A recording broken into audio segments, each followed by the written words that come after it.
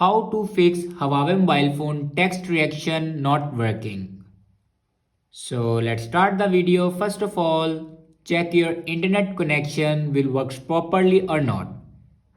After checking your internet connection, then open settings and scroll down and click on apps.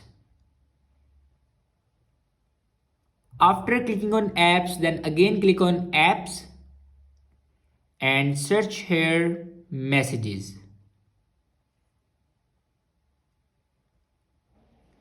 And click on storage.